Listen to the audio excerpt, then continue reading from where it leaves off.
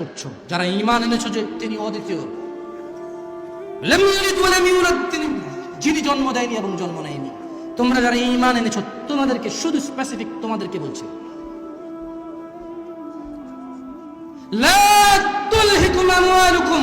ওই যে আগের আয়াতে বলেছে কি পেয়ে ভুলে গেছো সব, পরে আল্লাহ বলেছেন যে ইয়া আইয়ুহাল্লাযীনা আমানু লা তুলহিকুম আমওয়ালুকুম ওয়া লা আওলাদুকুম আন যিকরিল্লাহ ওয়া মান ইয়াফআল যালিক ফাউলাইকা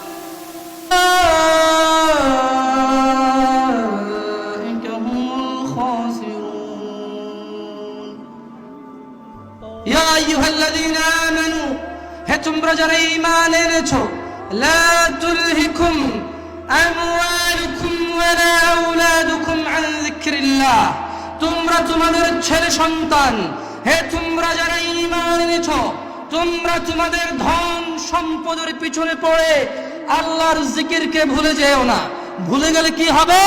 তিনি জাল্লা ওয়া আলা বলছেন ওয়া মান ইয়াফআল যালিক, আর যে ব্যক্তি ছেলে সন্তান ধন সম্পদের মোহে পড়ে লোভে পড়ে আল্লাহকে ভুলে যাবে, ফাউলাইকা হুমুল খাসিরুন। যদি পুরো পৃথিবীর 700 বিলিয়ন মানুষ এটা করে, পুরো পৃথিবীর আদম থেকে শেষ পর্যন্ত প্রত্যেকটা মানুষ যদি ধন সম্পদার ছেলে সন্তানের পিছনে পড়ে যদি আল্লাহকে ভুলে যায়, তিনি হচ্ছে ফাউলাইক, দোজ আর অল, প্রত্যেক ওই ব্যক্তি যে আল্লাহকে ভুলে যায় সম্পদের সন্তানের জন্য, উলাইকা হুমুল খাসিরুন, তারাই হবে ক্ষতিগ্রস্ত। তারা কি হবে? ক্ষতিগ্রস্ত।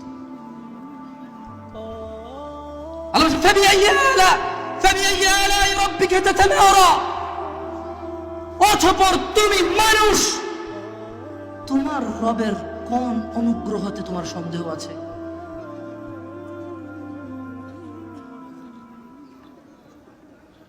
মা লাকুম লা তারজুনা লিল্লাহি ওয়াকারা,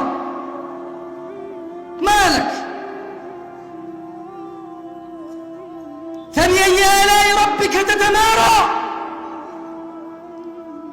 আল্লাহ বলছেন মানুষ তুমি বলো তোমার রবের কোন অনুগ্রহের প্রতি তোমার সন্দেহ আছে? তিনি তোমাকে আলাম ইয়াজআল লাহু আইনাইন, তিনি কি তোমাকে দুটি চক্ষু দান করেনি?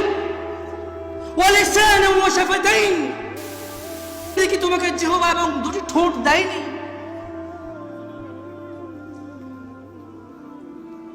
ফাবিআইয়ি আলা'i রাব্বিকা তাতামারা, কি এমন অনুগ্রহ রবের আছে যা তুমি অস্বীকার করবে?